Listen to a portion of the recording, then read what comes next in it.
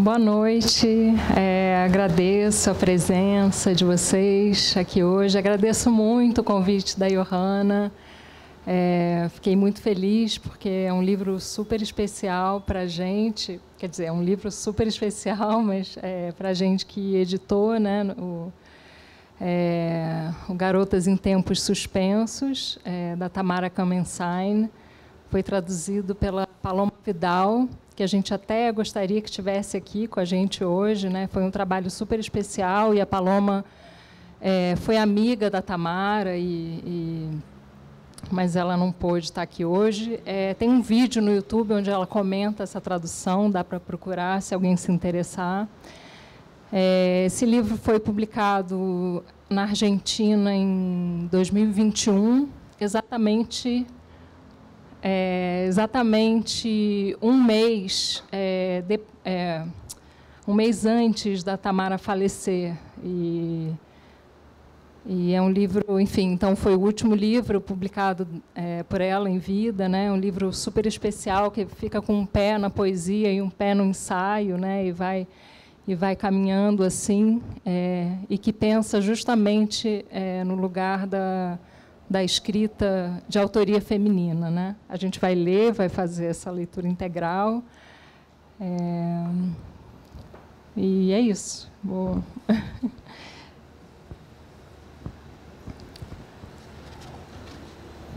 Garotas em Tempos Suspensos. É dedicado à escritora mexicana Margot Glantz. E tem essa epígrafe, né? Estamos diante de um tempo que não é o das datas, de Dilberman.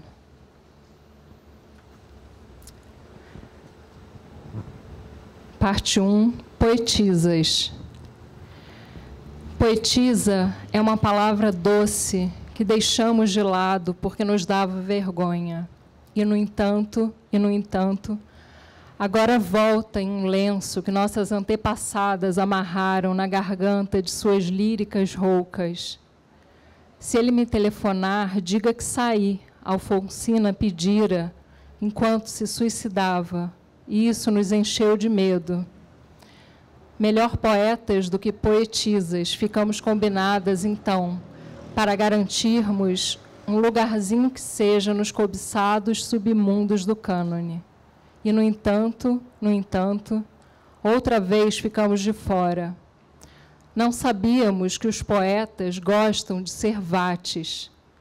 Já para nós, garotas, em linguagem inclusiva, a palavra vata não bate. Porque nós, mulheres, não escrevemos para convencer ninguém. Por isso, a poetisa que todas carregamos dentro busca sair do armário agora mesmo, para um destino novo que já estava escrito e que, à beira de sua própria história revisitada, nunca cansou de esperar por nós. 2. Quisemos ser chamadas como eles, pelo sobrenome. Rosenberg, Moreno, Belesse, Grus. E, no entanto, vem chegando a hora dos nomes. As uruguaias sempre tiveram nome. Joana, Idéia, Circe, Amanda. Delmira, a primeira divorciada do Uruguai. Delmira, a primeira vítima de feminicídio. É claro que o que começou como poesia teve que terminar como romance, porque Delmira já se divorciara, mas tinha um encontro com o ex-marido em uma pensão barata onde ele a aguardava, com um revólver na mesinha de cabeceira. Ele se suicidou sobre o peito sangrando da amada. Foi a manchete de El Dia de Montevidéu, evitando falar dela. Entre a metáfora modernista de um peito sangrando e a palavra feminicídio, que não existia, Delmira se desdobrou para fazer e desfazer com a língua o que lhe restava dizer. Estranho amado de minha musa estranha, escrevera ela a esse muso, que escarmentou o verso até fazê-lo sangrar. 3. Quando, em 1999, escrevi um ensaio sobre Delmira, estava me separando depois de um casamento de 25 anos. Chamei-o a divorciada do modernismo. Me referia a ela, é claro, e, no entanto, falava também de mim? Não que eu queira espalhar nas derivas deste confessionário algum tolo apelo psicologista, minha pergunta se dirige ao coração daquela velha crítica literária que desprezava a vida privada a favor de uma severa pureza textualista. É verdade que o velho biografismo do qual Pesone ria em suas aulas foi um vexame. No melhor dos casos, resultou em uma não menos irritante psicanálise aplicada. E, no entanto, os autores, enquanto escrevem, vivem vidas que valem a pena serem lidas. Barthes já intuía isso, que chamou de nebulosa biográfica. Pôr de novo na produção intelectual um pouco de afetividade, nos disse, ao confessar. Acabei preferindo, às vezes, ler a vida de certos autores mais do que suas obras. E a vida de Delmira e a minha, quando escrevi sobre ela, estavam conectadas. Enquanto eu passava pela sombria tramitação, a sentença de divórcio chegou pelo correio, queixa-se Anne Carson, antecipei as dores da papelada e coloquei, como epígrafe de um livro que estava escrevendo, estes versos de Delmira. Vem, ouve, eu te evoco, estranho amado de minha musa estranha. E, no entanto, sem deixar a inspiração da poetisa se esvair em sangue, suturei a boca de meus versos para oferecer a crítica, o produto medido, calado, digno de uma poeta. Mais uma vez, o que começou como poesia teve que terminar como romance, porque eu só queria por fim ser chamada pelo sobrenome. 4. Começa com uma epígrafe da Anne Carson. Pôr uma porta na boca das mulheres foi um projeto importante da cultura patriarcal, da antiguidade aos dias de hoje. Sua tática principal é uma associação ideológica do som feminino com a monstruosidade, a desordem e a morte. Citação. Essas berrarias de comadre que Storni costuma nos infligir, escreveu Borges, como quem diz, nós, vates, não gritamos. Nós, vates, não temos vida pessoal. Não somos compadres de ninguém. Não lavamos a roupa suja. Se nos apaixonamos, é pelo amor, e não pelas pessoas que escondemos debaixo do tapete da retórica para evitar um escândalo. Gosto de ti calada como se te ausentasses, escrevera o jovem Neruda. E, no entanto, o que começou como poesia ia terminar como romance. Muitos anos depois, a musa muda que inspirou os versos do capitão acabou não sendo esposa, mas amante. O adúltero culpado confessa em suas memórias. Para que as metáforas ilegítimas não o delatassem, decidiu esconder sua persona de autor de trás do anonimato. Mas isso não foi tudo. Para que a artimanha fosse plausível, inventou um prólogo ficcional em que uma tal de Rosário de Lacerda envia a um editor o manuscrito dizendo que seu anônimo capitão o escrevera para ela. Seus versos são como ele mesmo, ternos, amorosos, apaixonados e terríveis em sua cólera. Era um homem privilegiado dos que nascem para ter um grande destino. Eu sentia a força dele e meu maior prazer era me sentir pequena a seu lado. Diz Pablo Neruda de si mesmo, em uma dupla operação de vatismo extremo. Traveste-se de mulher para fazê-la calar ou para deixá-la falar unicamente quando se refere a ele. E, no entanto, para a segunda edição do livro, como Vati já se divorciara, seu ilustre sobrenome voltou a refulgir no esplendor das capas. É o que cabe aos autores que nascem para ter um grande destino. E os críticos, respeitosos da vida privada, ignoraram esse romance e louvaram as metáforas nerudianas, aceitando que um capitão sabe reduzir com o prodígio de sua métrica o corpo da amada. Diz ele, diminuta e despida, parece que numa das minhas mãos cabes, que assim te fecharei e levarei à boca. 5. A palavra feminicídio não estava entre nós. A palavra muso não estava entre nós. A palavra vata não é para nós. Mas a palavra poetisa, sim, embora nos envergonhasse.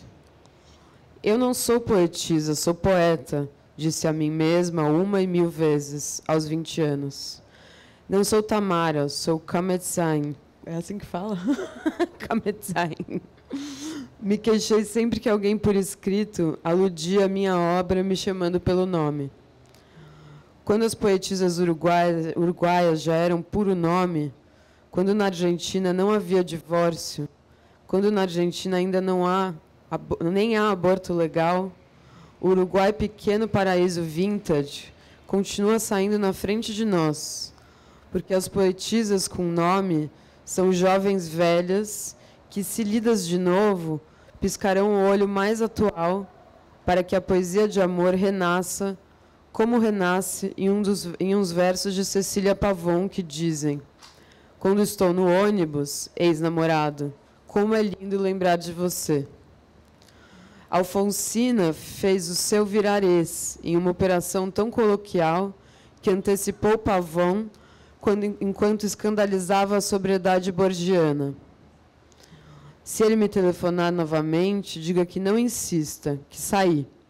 Escreveu com um pé no mar, porque, ao que parece, o que começa como poesia está destinado a terminar como romance.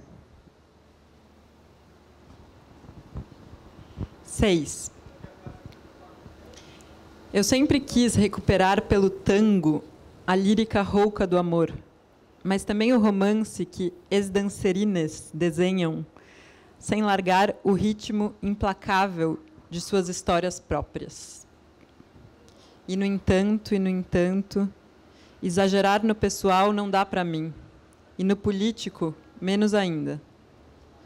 Hoje entrarás no meu passado, diz o tango, como se lembrasse que, se o divórcio chegou pelo correio, nenhum poema poderá emendá-lo.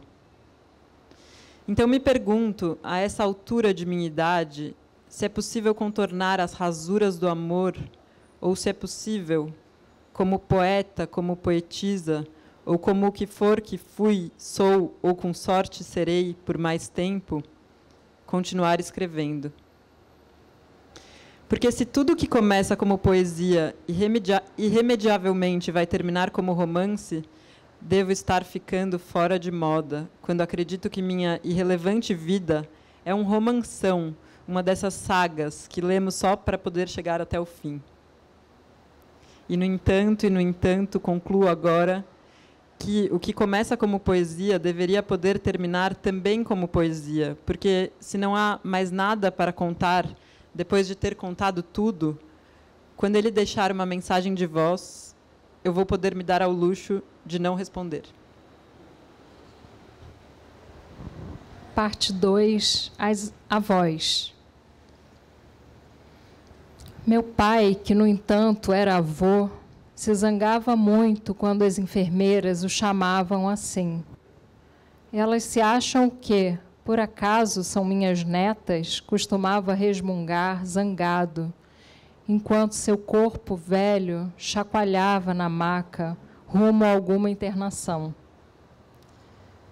Hoje, quando na televisão monolíngue, ama global do que a pandemia diz, aludem aos velhos como avós, usam a mesma careta de bondoso desprezo que irritava o meu pai. E, no entanto, quando minhas netas me chamam de avó, com a naturalidade de quem nasceu sabendo como se ordena uma árvore genealógica, não me sinto velha, antes me aninho e encontro minha própria infância sobreimpressa na das netas. Mas o que começa como poesia costuma terminar como romance, porque as palavras são todas nobres, até colar nelas o vírus do estereótipo. Poetisa era nobre, até que foi usada para desprezar nossas próprias avós, as grandes versificadoras do amor.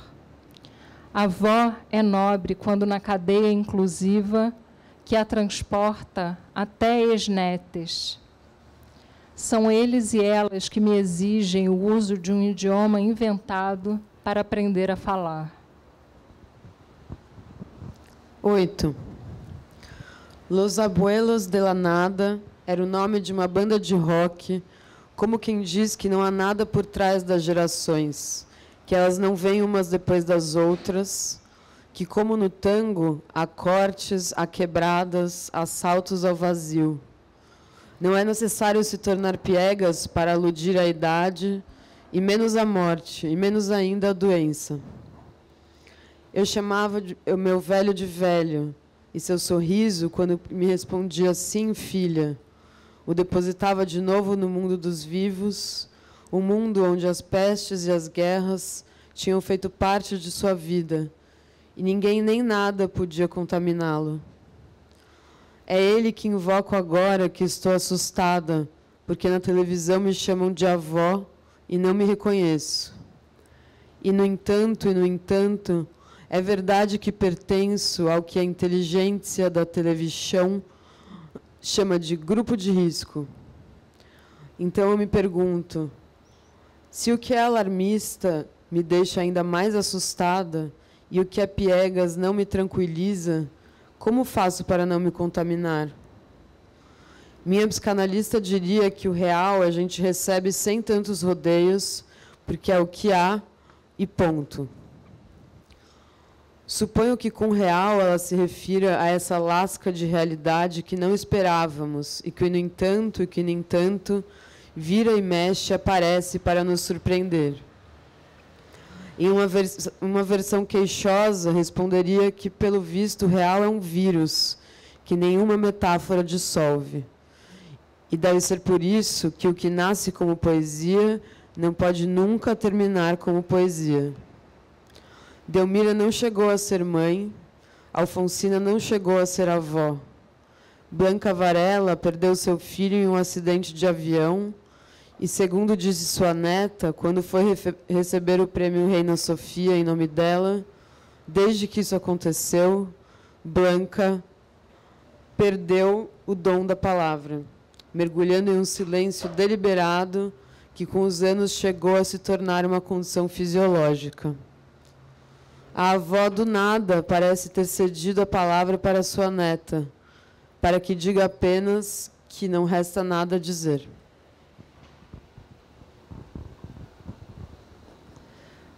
Quando o Prêmio Cervantes foi para Nicanor Parra, o antipoeta mais anti-vate do universo, tinha 97 anos e também mandou seu neto, mas, nesse caso, roteirizado.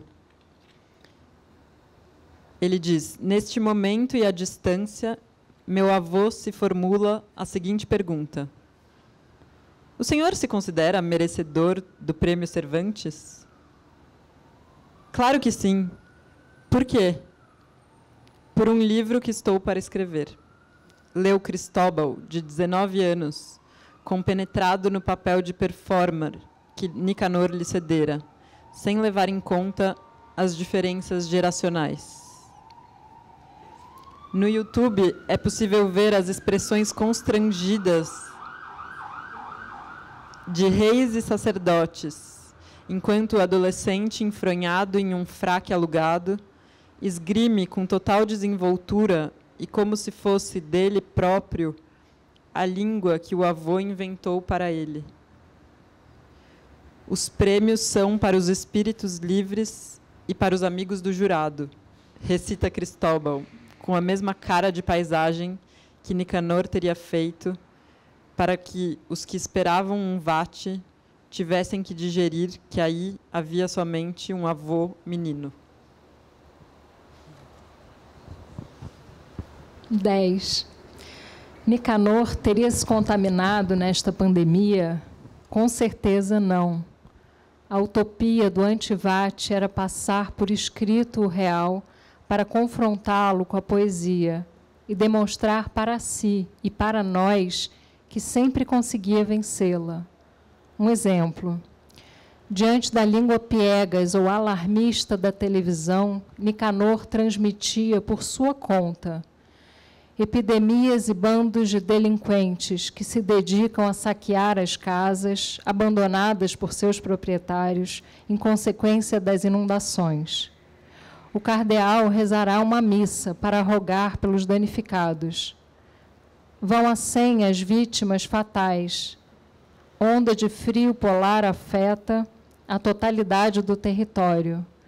Metade do país sem energia elétrica. Desabam torres de alta tensão. Essas e outras notícias de interesse na segunda parte do nosso programa.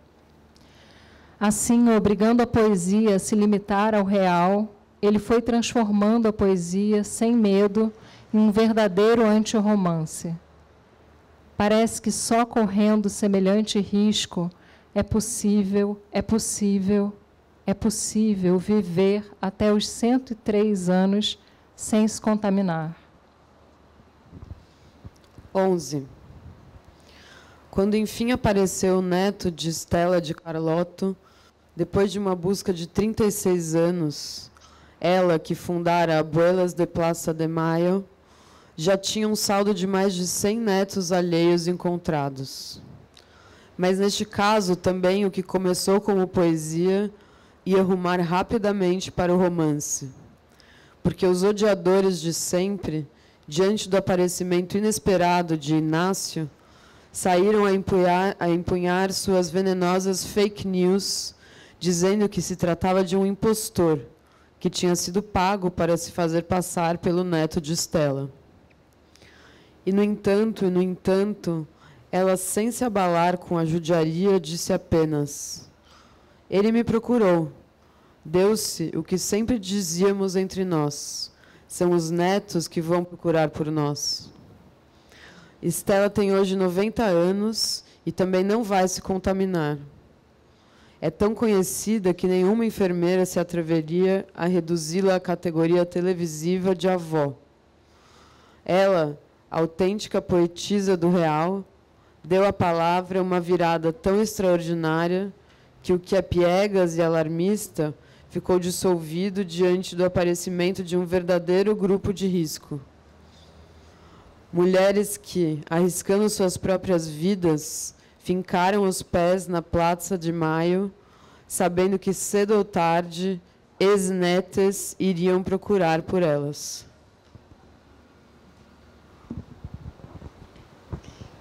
Parte 3. Garotas. 12. Garotas é uma palavra doce, que não temos que deixar de lado, mesmo que nossa idade a desminta. Se alguém me chamasse, me buscasse, perguntaria por uma menina de 1000 anos, nos diz Amélia Biagioni. Sobre essa moça velha, faz tempo escrevi um ensaio chamado No Bosque de Amélia Biagioni, porque ela descreve a si mesma como chapeuzinho que arrasta pelo bosque o peso de uma pergunta milenar. Com pulinhos de martim caçador, chapeuzinho de cabelos brancos risonhos, tapa-olho perpétuo que oculta o assombro sempre verde, traje de mítica palavra natural, botinas que sabem andar sobre a fogueira, e na mão um lápis azul de meu sangue remoto, que sela meus lábios, enquanto inscreve em mim, sem rima, outra versão de minha pergunta milenar. Amélia não especifica de que versão de sua pergunta se trata, mas em um bosque onde a infância e a velhice se cruzam, o mais lógico, no meu caso, seria me perguntar que caminho devo tomar para evitar o medo.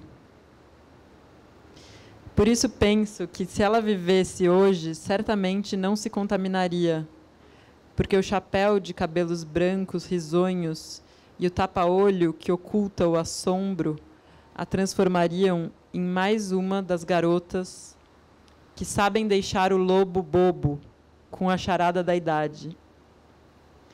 E, no entanto, o que começou como poesia teve que rumar para o romance. Quando Amélia leu meu ensaio, ficou incomodada, porque em vários trechos chamei de garotinha a menina, e as garotinhas, segundo ela me escreveu depois em uma carta, não têm liberdade nem o dom de receber palpitações da milenar sabedoria. Eu, que nessa época estava montada na minha tola pretensão de ser Kamensain e não Tamara, perguntei, zangada, à poetisa se por acaso ela tinha medo de que seus leitores mais pacatos se escandalizassem com o uso de uma palavra tão coloquial. E, no entanto, Amélia não era nenhuma estrela do mainstream literário, mas sua críptica estranheza assustava muito mais do que a palavra garotinha. Foi assim que, um ato de magistério extremo, essa estranha usou para me rebater um oxímoro, com o qual aprendi que, se uma palavra incomoda em uma época, pode nos fazer reviver em outra. Ela me explicou que o que eu escrevera sobre ela lhe produzia uma feliz ruptura que faz voar. Ela não só tinha se contaminado com os preconceitos de sua geração, mas se desvencilhara para poder voar até a minha com uma generosidade que a colocou por cima e a salvo de qualquer estereótipo. 13. Teria aderido a menina de 1000 anos ao que nós, garotas do lenço verde, reivindicamos hoje? Talvez ela teria achado coisa de garotinhas, embora, por escolha, ela não tenha sido mãe e nem sequer esposa, e provavelmente também nada além de platônica amante. Para os críticos que estudarem o elíptico poema chamado Olá a Deus, informo que existe, sabe-se lá onde, uma corpulenta correspondência entre Amélia Biagione e Augusto Roa Bastos, que ela não me deixou ler, apesar de ter aberto a gaveta onde a arquivava e, com um olhar debochado, ter me dito: isto é privado. Amélia, confinada na sua torre, sobre infinitos andares e lojas, bebo magia de chá dourado. Foi nossa louca do sótão, nossa Dickinson, a norte-americana que também brincava de servir chá de mármore para a morte. Como Emily, mas um século depois, Amélia foi nossa vitoriana mais ousada, ergueu seu feudo entre 4 paredes e, no entanto, teve a força de sair voando, como voam hoje os lenços verdes sob a brisa maternal de uma praça. Não é preciso aderir à palavra garotinha, não é preciso aderir à palavra aborto, nem mesmo é preciso aderir à palavra poetisa. Namorada de Santa Teresa, na cela de Sor Juana, algo já estava querendo desde sempre romper e sair às pressas na direção do futuro delas para o nosso presente. 14. Na idade na qual ser moça coincidia com a minha idade, o aborto era sussurrado entre amigas e a pergunta milenar era: qual caminho devo tomar para evitar o medo? Entre nossa geração e a de nossas mães, um abismo de mútuos preconceitos bastou para que o único diálogo impossível, a afásica cumplicidade que nos unia, fosse não dizer nunca as palavras que não deviam ser ditas. E hoje, será que não se diz demais? Porque cuidado que o que começa com poesia pode terminar como um romance ruim. Me assusta um pouco o estereótipo que algumas séries de TV constroem, obstinadas em fabricar para o mercado histórias de supostas transgressoras. Estou velha, e nesse indubitável caso, posso pretender ser moça mesmo assim? Quando estava na ridícula idade que se chamavam de casar, nunca falei com minha mãe sobre sexo, nunca falei com minha mãe sobre quase nada. E, no entanto, invoco minha mãe agora, porque ela pode me proteger dos contágios. Embora fosse química e respeitasse o cientificismo dos vates, durante a pandemia de pólio, fabricou para mim um colar do qual pendia uma pedrinha de cânfora.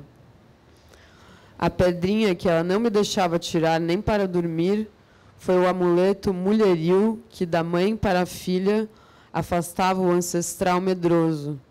Esse fantasma que, como o lobo de Amélia ou o real da minha analista, espera uma oportunidade para me acossar.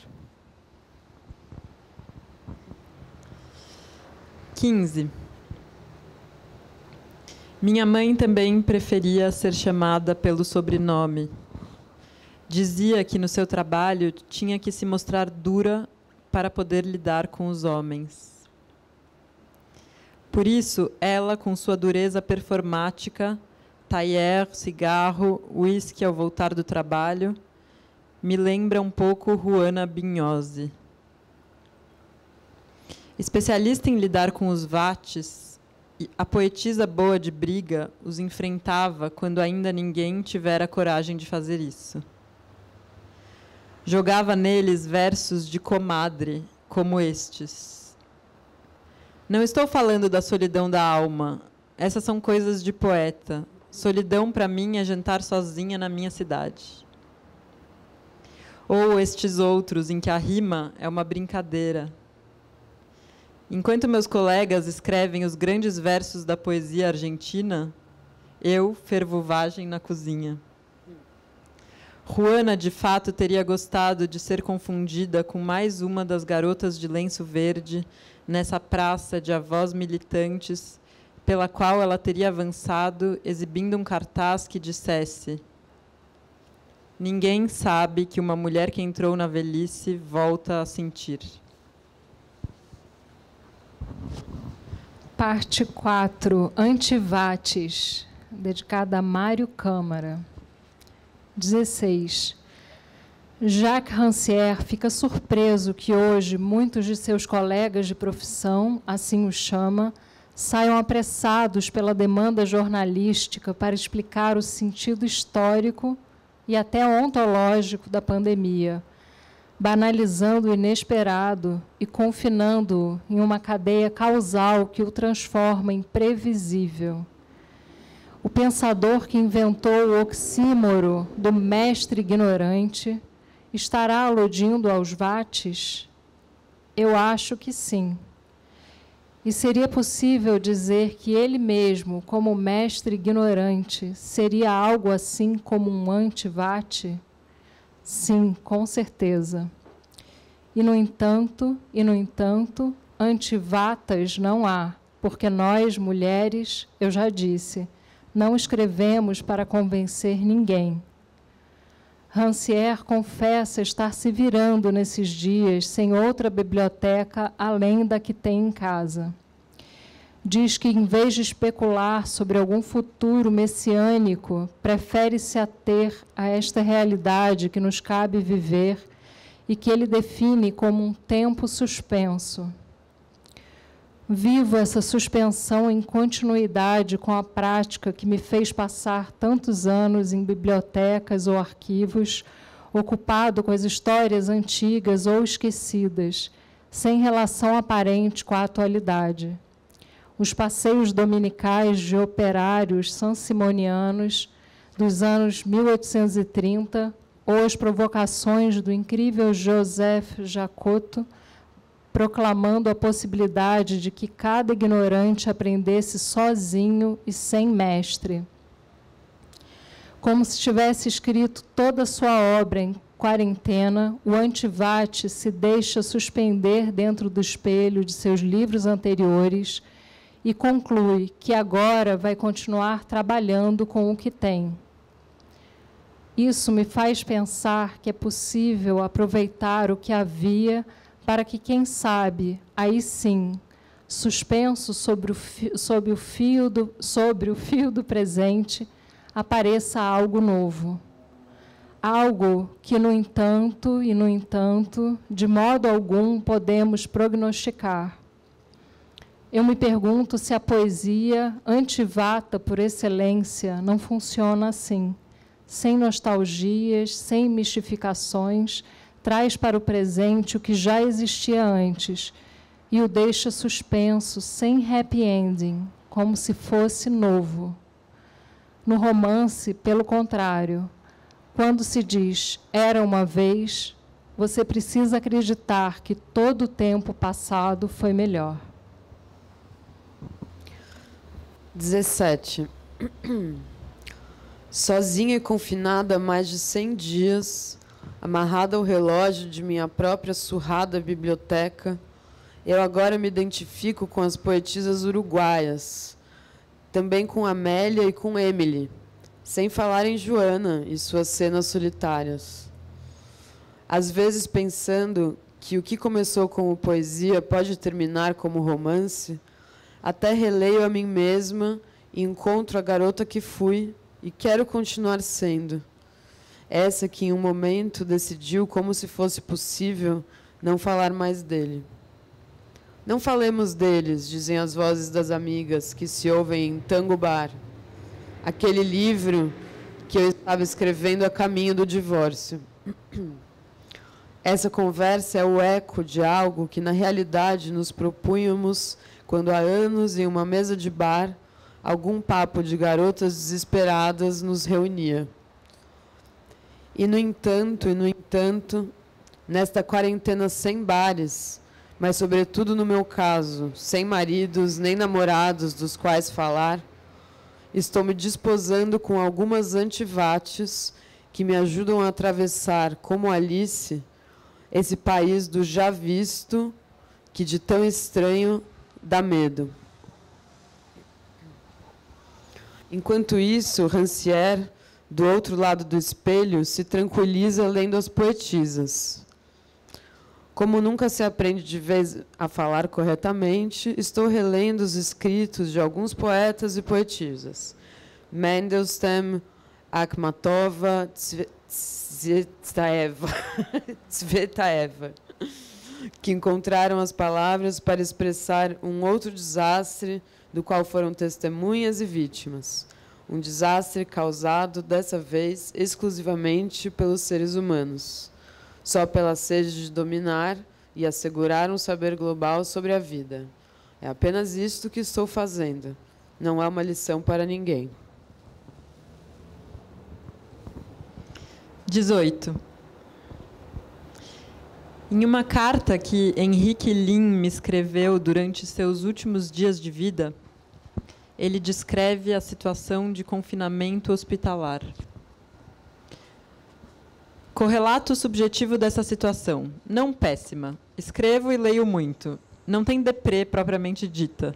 E boa relação não monotemática com os amigos. 90% amigas que cuidam de mim. Em Diário de Muerte, alude em verso a essas amigas quando diz que são as que têm direito à chave nesta casa, a qual me sinto unido por elas. Eu me pergunto agora do que essas mulheres falariam quando, por acaso, coincidiam na sala de espera do hospital. Não sei, mas acredito que se Henrique deu a todas a chave de sua casa, foi porque não tinha nada para esconder embaixo de nenhuma atapetada metáfora. Ele, como Amélia, não foi compreendido pelo mainstream literário de sua época. No Diário de Muerte, parece se dirigir a algum vate a quem, certamente, a obra estranha e acesa de meu amigo incomodava. Bom, não te inquietes por nós, os pequenos. Se te sentes grande, como 2 romancistas, um bom e outro milionário, podes ocupar com toda a propriedade o lugar do Neruda do Canto Geral. Tudo dele vende muito. 19. Eu hoje, neste confinamento que não é de hospital, mas que em meus pesadelos corporiza, às vezes, situações de doença e até de morte, agradeço a Henrique suas apaixonadas e, às vezes, bem-humoradas anotações que o conectam com sua casa, enquanto em mim, na minha, despertam a vontade de escrever. Mas, como sempre, o que começou como poesia pode rumar para o romance. Falta contar que essa carta que ele me escreveu foi recebida por mim só 24 anos depois da sua morte, como arquivo anexo de um e-mail que sua filha Andréia me enviou. Ela me explica que, dedicada a arrumar o arquivo de seu pai, deparou-se com um envelope fechado com meu endereço, que ele, evidentemente, não tinha chegado a mandar. Em um poema de Diário de Muerte, o Antivate afirma: ninguém escreve do além, as memórias de além-túmulo são apócrifas. E, no entanto... 20. Solidão, contágio, doença, morte. Uma sequência sobre a qual minha mãe exclamaria: oi, oi, oi. Ou melhor, oi, vei, essa outra expressão judaica que denota consternação. Marília Garcia, jovem poetisa brasileira, uma garota, como são chamadas as ticas no Brasil, me remete em seu livro Parque das Ruínas ao assunto da solidão na poesia. Para fazer isso, por sua vez, alude a um livro do poeta francês Emmanuel Rocard, intitulado Um Teste de Solidão. Ao que me parece, segundo Marília, Rocard se isola em uma cabana construída por ele e confinado ali, cito Marília, traduzida por Florência Garramunho e Diana Klinger. Busca compreender algo que seria uma realidade provisória. Ele maneja o mundo com as palavras, ele maneja as palavras, às vezes vai à padaria comprar pão, vê a padeira, que se chama Viviane, compra pão, volta para casa e observa, e escreve, no jardim da casa onde está, constrói um laguinho, um canal, no jardim da casa onde está, queima uma árvore, deixando apenas o cepo queimado. O tempo passa, passa o verão. Ele segue descrevendo objetivamente as coisas ao redor. Segue testando e fazendo perguntas. E como o que começa como poesia pode rumar, inclusive na solidão, para o romance, Rocard, a certa altura, se dirige a Viviane, a padeira, e lhe faz perguntas. Marília o cita. Viviane, aqui tinha um canal e há um cepo queimado. Entre os dois, 30 passos, 17 árvores e 8 estações transcorreram. Qual operação matemática ou lógica pode contar ao mesmo tempo em metros, em árvores e em anos? Será que se deve ao menos tentar? Alguém sensato somaria pão com emoção? Se eu fizesse agora um teste, não de coronavírus, mas de solidão, certamente daria negativo. Resultado: não está sozinha. Graças a Rancière, a Lin, a Marília e também a Rocard, que acabei de conhecer através dela, Me albergo neste tempo suspenso, no qual parece possível somar pão com emoção. 21. E a doença? E a morte? Desses assuntos já falei em outros livros e não me resta nada a dizer. Porque nesse caso não há dúvida de que o que começou como poesia está terminando como um desses romances em que nem o lamento do tango, nem o lamento judeu, nem o outro lamento com o que costumo estofar o divã de minha analista bastam para que o ritmo, a reza, o verso, a escansão, ou, como queiram chamar, esse golpe que corta a prosa em pedacinhos, se interponha entre a realidade e o que, seja como for, merece ficar suspenso, sem prognóstico, sem metáforas, mas, sobretudo, sem medo. Não quer ir você? Então, a quinta e última parte, fim da história. Tem uma epígrafe da Celeste Diegues. Você me dando lição sobre a política nacional com dissimulado ar paternalista, eu acendendo um cigarro para não acender o molotov dentro de mim.